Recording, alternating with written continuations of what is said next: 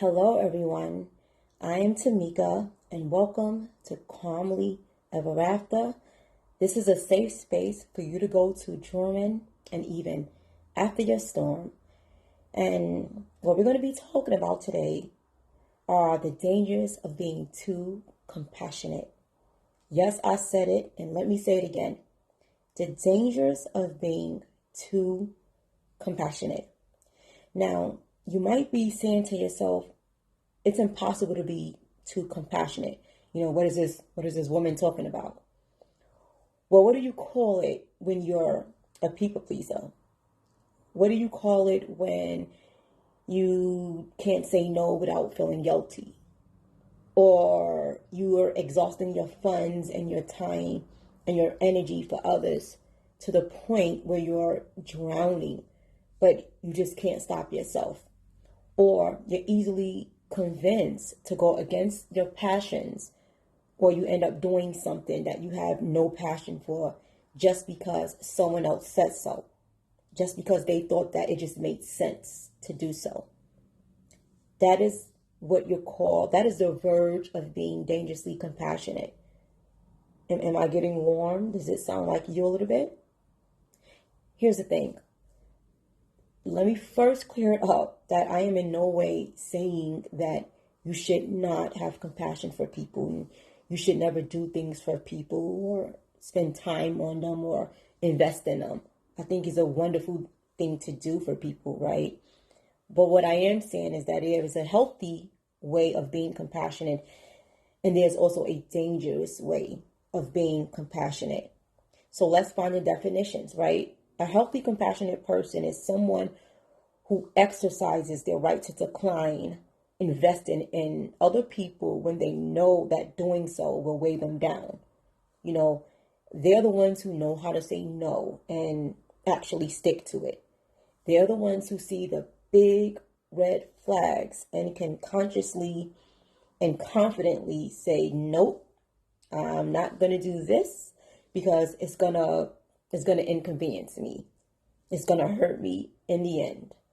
I don't have enough in my wallet, in my pockets, in my bank account to assist you in something. I can't exhaust my funds. They know how to say it, or they at least think it and go on with that thought and not do it, right? They know how to recharge and to re-energize themselves without throwing on their overly nice person cape, Now, of course, there are going to be some times when you just might do that. You might just exhaust yourself for other people, and that's normal. That is normal. So I'm not saying to not do that. But when you are constantly doing it and it is constantly hurting you, that is when it becomes the problem, and that is when you become the dangerously compassionate person.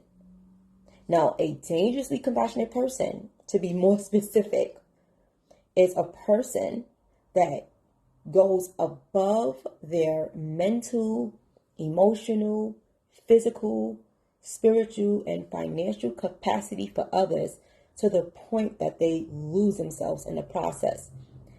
And what do I mean when I say losing themselves in the process? What I mean is, while they're so busy holding everyone else up, they're drowning in quicksand. While they're listening to everyone else's problems and their concerns, and it doesn't matter whether it's big, whether it's small, the dangerously compassionate person will neglect their own chaos and their own concerns and their own problems. They've gone thirsty because they filled everyone else's cup with every drop of their water. They've given all their light to everyone else, so much that they only start seeing darkness inside of them because light wasn't cultivated for them, right? This is the birth of mental burnout, emotional imbalance, spiritual disconnect, physical drain, and empty pockets. That is how you start becoming easily angered for no reason, right? People start thinking that you're just mad for no reason. You'll start exploding, or you'll have meltdowns very frequently. And it's always going to look like it's for no reason, right? You might even start telling yourself that, and then you'll start feeling bad. Why am I the only one feeling like this? What's wrong with me? Something must be wrong with me. Why is everybody else so motivated? And I'm just stuck here doing nothing. Why don't I feel like I want to just get up and do this and do that? Right? And at some point, you'll start believing that you're just lazy. And other people, they'll start thinking it too. Oh, you're just lazy. Not realizing that you're spiritually inept now. Right? And all these things, you're stressed, you're having anxiety, and it leads to depression. You start feeling that you're not good enough, and other people start thinking you're not good enough. They'll start either thinking it, feeling it, and they'll start saying it. And you'll constantly keep believing it. You start feeling like you're worth nothing, right? And then you'll start getting mad about yourself. But there's some times when you start feeling, you know what? I am good enough.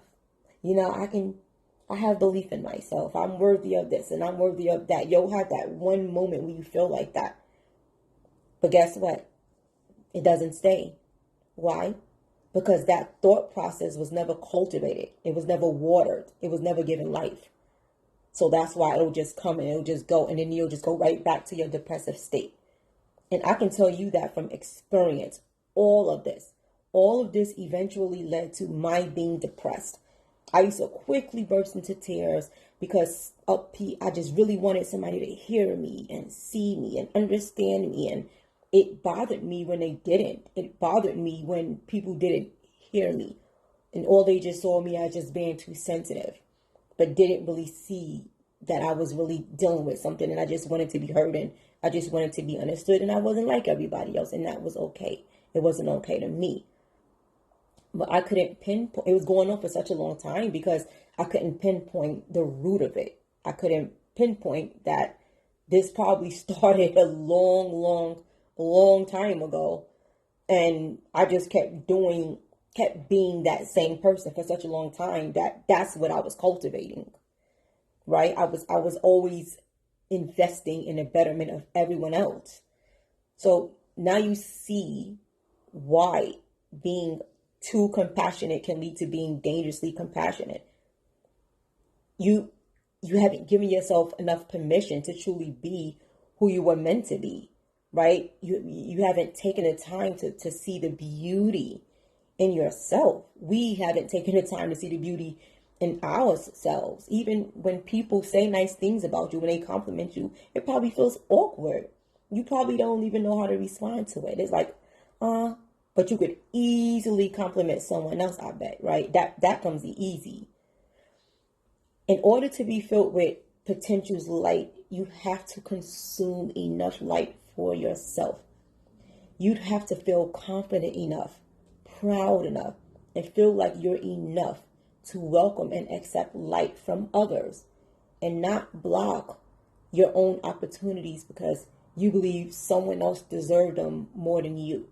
Or you feel that someone else's pain weighs more than yours. Let me tell you something. If someone had a knee ache and you had a knee ache, neither knee can tell the difference between which one feels worse. Your mind has to tell you that person's knee problem is worse than mine. You see what I'm saying? And again, all of this didn't just happen. Right? You didn't just wake up one day and metamorphosize into this person who couldn't stop being compassionate. This is something that you have to constantly be doing, investing and exhausting, not giving yourself time to replenish, to recharge. So this headspace was planted for years, years. Probably when you were a child. I mean, because I'm pretty sure you overheard, sharing is caring and, it's better to give than receive and all these extra things, right? So you were always nice and you were always kind. And as you got older, you were nice and you were kind. But then you became too nice and too kind eventually. So that's where that started. But we're not going to get into the root because there is a lot to unpack.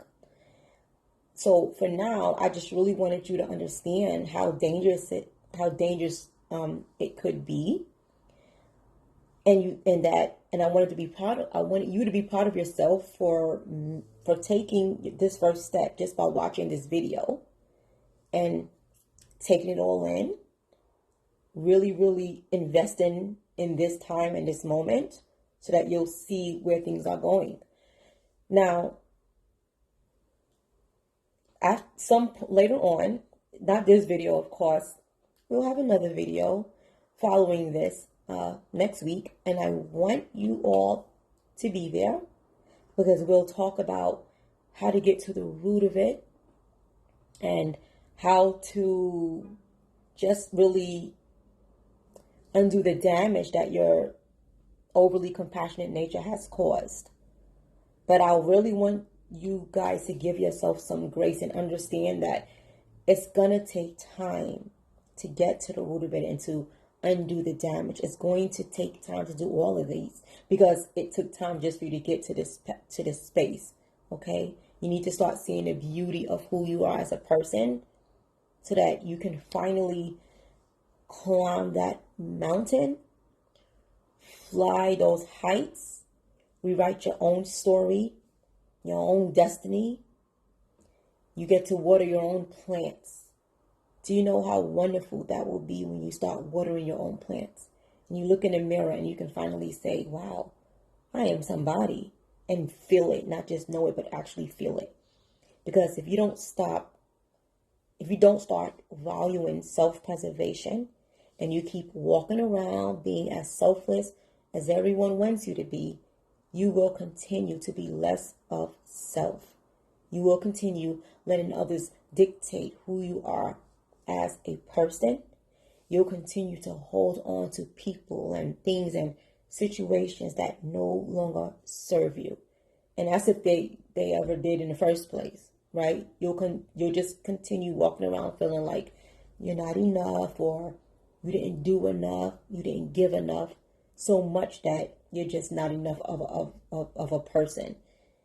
And those ugly colors of guilt, you'll wear them every day. Every day. You won't even know how to hit the pause button or the stop button. And it'll be right in front of your face. You'll continue being that same person for the rest of your life. And you do not want to be that person. You don't want to be this person. If you are here, then you recognize you have a dangerous level of compassion. Okay? So, let's take a breath. Let's take a breather.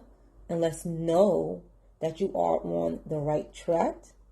You are in the perfect space to finally grow to the person that you need to be. This is a necessary journey for you to embark on. So stay with me as we all navigate through the chaos in our lives, one moment at a time. And if you've gotten any value from this video at all, please don't forget to hit the like, subscribe, and share button. And leave your comments. I want to know what you guys are thinking, what you guys are feeling, and want to know that we're all on the same page. So, until next time, let's continue this wonderful journey to living calmly ever after.